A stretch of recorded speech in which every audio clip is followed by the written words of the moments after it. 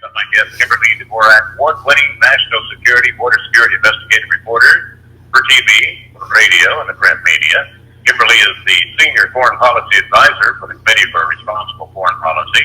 She is also a TV correspondent, CW6 News, San Diego, and One America News Network. And the website is the KD Report. And when we do these reports every week, she streams live on Facebook. Also, Periscope.com. Kimberly, how are you? I'm doing fine. How about yourself, Chuck? Pretty good. Lots of things going on, and, it's an interesting thing that some people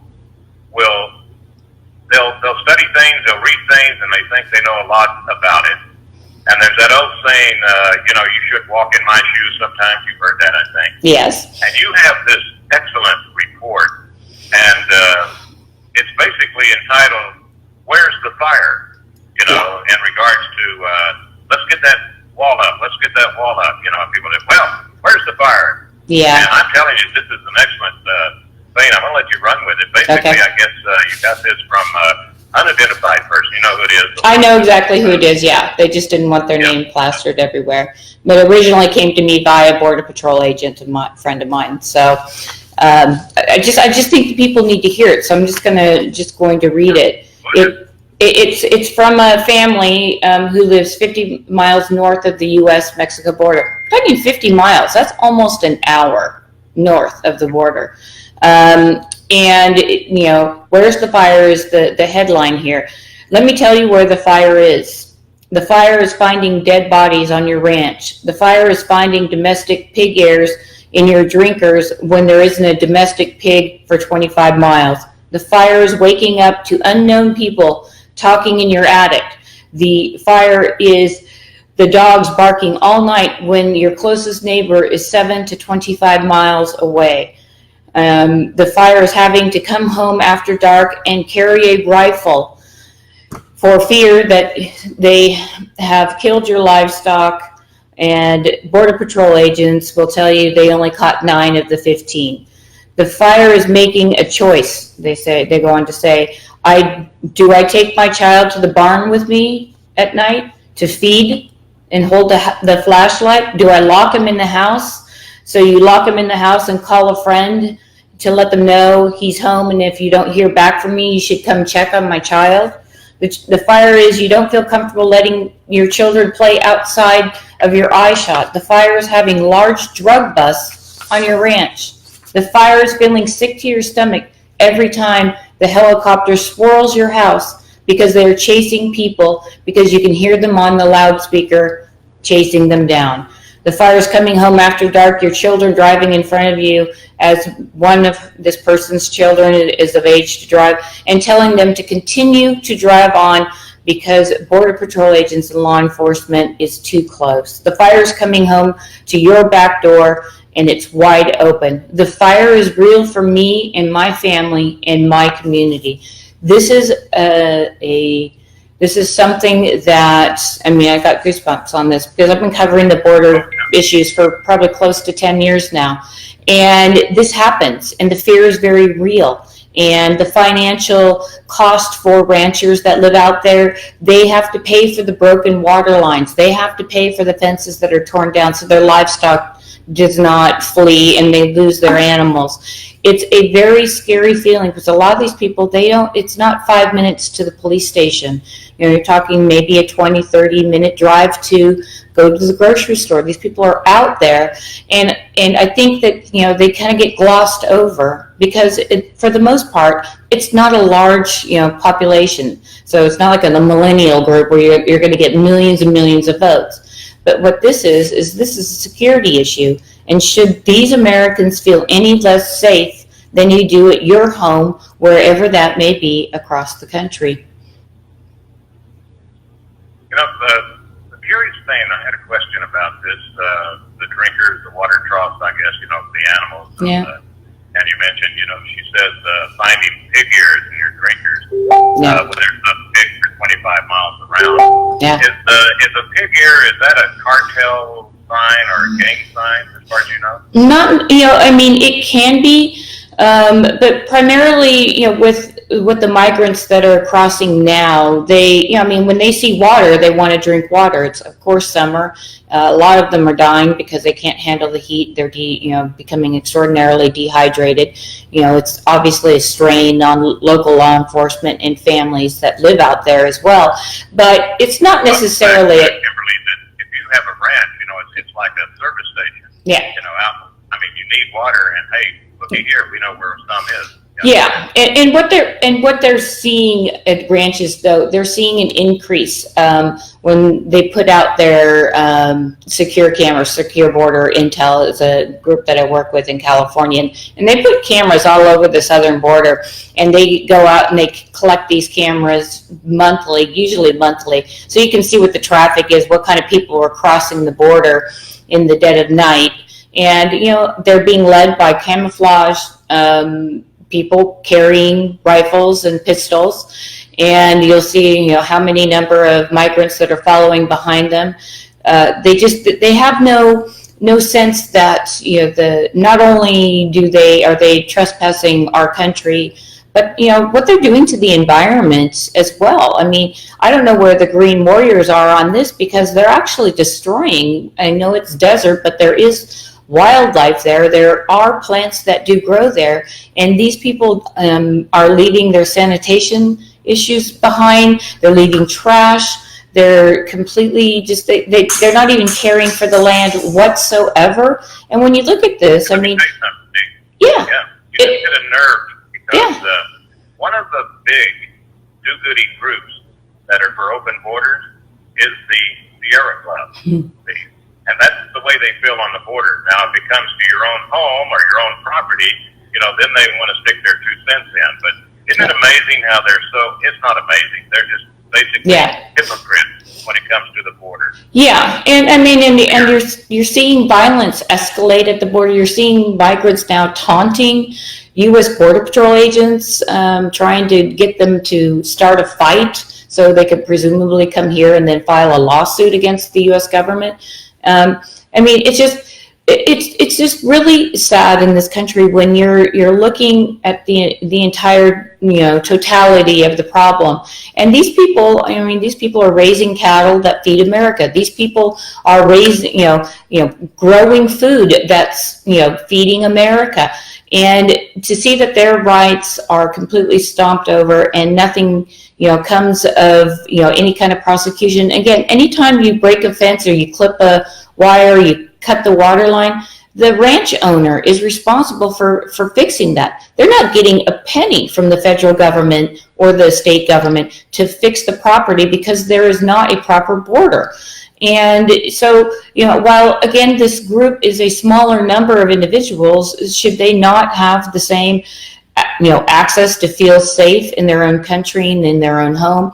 And that's just, it's not happening here. And this is just another symptom of the problem. And the problem being, we do not have a secure southern border. And we've got to get that secure. And, the Supreme Court at least gave the president some good news last week. But still, you look at this issue, and and they're seeing it escalate. Every day it's escalating. And you just think, when people are over in the Middle East, and one of the major complaints with civilians is they hear the drones circling around overhead, and they're fearful that it's going to be them that gets bombed next with those drones. Well, it's happening here with these helicopters flying around, and these children are fearful and will probably grow up with some form of PSD, because they don't understand what's going on, and they're afraid. And so it comes down to common sense. I think most Americans believe we need a wall down there, and hopefully, this election will, go the way the president would like it to go, and then he'll be free to pretty much do what he likes and get that wall finished. The majority of Americans want this, and it's time for the government to step up, and the congressmen and the senators to stop looking at their own best interests and not the country's best interests, because both Republicans and Democrats are playing this game, and the people that are losing are the people who are down living near that border. And one other comment, on the story about the helicopters chasing the border crashers, so to speak, and loudspeakers, and you think about, number one, what you said about the children, but then there's probably only only one thing in their mind when they hear those helicopters. They're saying, where's the safe place? Oh, look, there's a barn and there's a ranch. And then there's the guy down there a couple of years ago, the rancher who actually was giving them water. And yeah, that's Mr. Chilton. That was Mr. Chilton. Yeah, Chilton. With the dog. Yeah, it just there. Yeah, there's a number. I mean, these people, the people that have been on this land, mostly they've been there for 100+ years. I mean, their families have been on this land for that long, cattle ranching primarily along the southern border.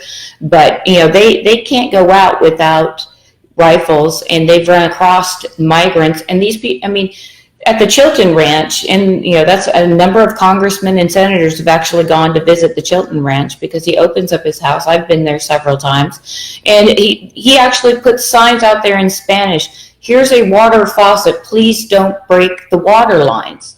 In Spanish, and these people continue to do this, even though he's trying to help them. He doesn't want people to, dehydrate and die on his ranch. But right.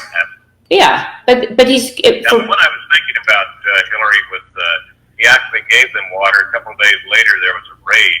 Oh yeah, and then immigration officials, and they thought that he had turned them in, and the next time he went there, he and his dog, they killed him and the dog. And Krentz, Robert Krentz was another one in Arizona that was killed checking his fence lines, and they never caught the presumably illegal alien that did that. I mean, it was an area of that they couldn't get to. So it's tragic when you look at this stuff.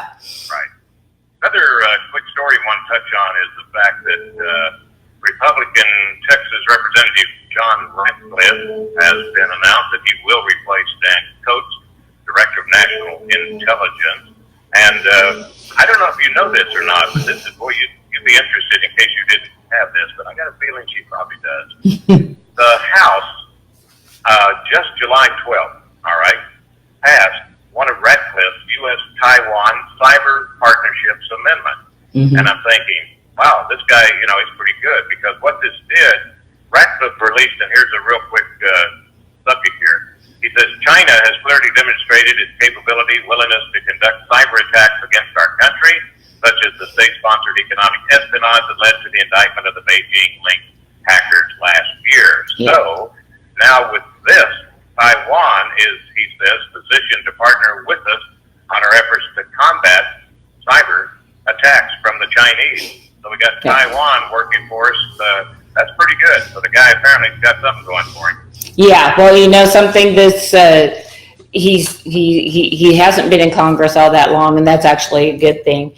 He's a former U.S. attorney, and essentially his new job is going to be the conduit between all the different intel communities that so far have not really stepped up and really helped the president out all that much. So he's going to, that's what his job will be. He'll be there August 14th is his first day, and he presumably is going to try to rein in some of the CIA, FBI, and other intel operations that aren't actually doing their job, and in effect, assisting in this soft coup that the president's been under for the last 2.5 years. But what caught the president's eye on this, I know this is what caught the president's eye on this, when we had the hearings with Mueller last week.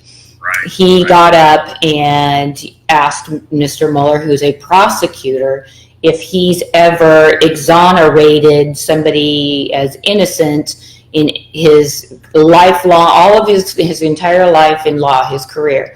And of course, Mueller kind of stumbled and didn't really answer, and Ratcliffe said, I'm going to just tell you what the answer is. No. The answer is no, you did not, because it's not a prosecutor's job to tell the media whether a person is innocent or guilty. They prepare the case, and it's actually the jury that determines that if they're going to exonerate this person or they're going to convict this person.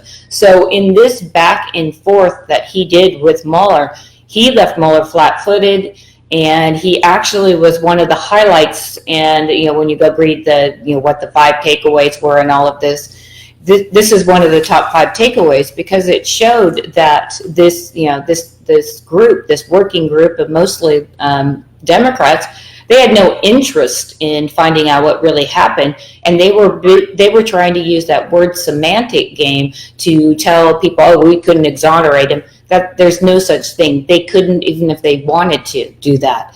So it's just those kind of things that, yeah. Yeah, he was on Fox News over the weekend, and I saw a quote on here. He says, first thing we need to do is make sure we don't do what the Democrats have done, and then basically what you were saying. He said, all right, they accuse Donald Trump of a crime, and then they try and reverse engineer a process to justify that accusation. Yep. So I'm not going to accuse any specific person of a specific crime. I just want there to be a fair process to get there. Mm-hmm. What I do know as a former federal prosecutor is that it does appear that there were crimes committed during the Obama administration. Yeah. Hey, we're coming up on a break here. I want to remind you that Kimberly is on every Tuesday with me, and we do a good report, and she streams live on Periscope.com, Facebook, and her website is the KD Report. The KD Report. You could probably have a golf channel show one of these days. When you follow her. Stay tuned on that, though. Here. She goes out and recruits the new ones, I guess. I don't know. Anyway, we're going to be right back. Wilder with Kimberly Dvorak, Dvorak. Right now, talking about John Ratcliffe. He's going to be replacing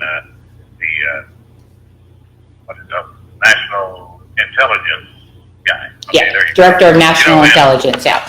He's basically the guy that's supposed to kind of make sure nobody stovepipes their information, and that the agencies communicate with one another so they can get a fair amount and a correct amount of information to the president, and it's accurate and true and not fake and false. So that's that's got to startle the folks over in the intel community. And also we have to keep in mind too that now that William Barr, who is our new head of DOJ, he's also working with the IG, and they're looking into various crimes that were committed, as you said before the break, by members of the Obama administration. And so I would suspect that you're going to start seeing stories and leaks and things of this nature start to kind of seep out closer to the election next November. I think that we won't see too much through this year on that, but they'll be looking to probably prosecute and litigate this during the election cycle, because it would most likely benefit the president to see that these people. I know right now, he's mentioning Barr and Horowitz quite a bit. Yeah. And an interesting thing is this Ratcliffe, I'm telling you, he thinks there's an area of interest, and it's FBI Director James Comey's memos on his interactions with Trump before he was fired in 2017. Yep. And he said he admitted that he leaked his confidential conversations with the president to a reporter. Mm-hmm. And Ratcliffe's interested. Did that include classified information? Yep. And I would say if the last name was Hillary, don't worry about it. But yeah. Comey, that's a different last name. It is, and you're going to see the pressure that as this investigation starts to unfold, you're going to start seeing the pressure that he's going to exert, and the others that work at DOJ, what they're going to exert onto the likes of people like McCabe, like Nellie and Bruce Orr, because you're going to see that these people are not going to be all that happy to want to go to prison.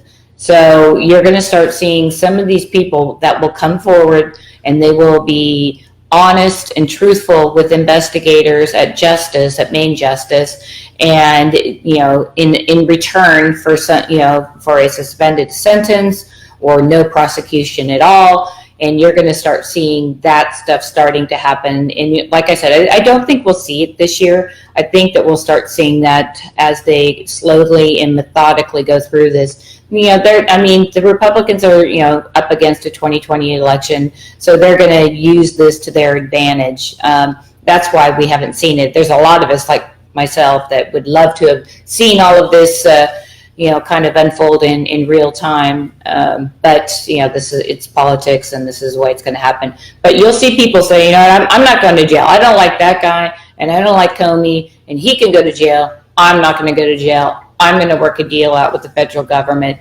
And I think that's what we're going to see in the run-up to the 2020 election. So it's going to be an interesting ride to watch for sure. And it'll be interesting to see how the Democrats kind of, fight that or say that, this is something that, that is just done in politics. Don't worry about it. It's no big deal. Old news is another one of their favorites. Oh, that happened forever ago. Well, Mueller may have cobwebs, in his memory when he's talking about fusion GPS, but John Ratcliffe, Republican Texas, he's up on it. No, he's sharp. Kimberly, look forward to our next report. A lot of things going on. Kimberly Dvorak, D-V-O-R-A-K, the KD Report, Periscope.com, Facebook, YouTube. Thank you very much, Kimberly. We'll do it again. Thank Be you. right back.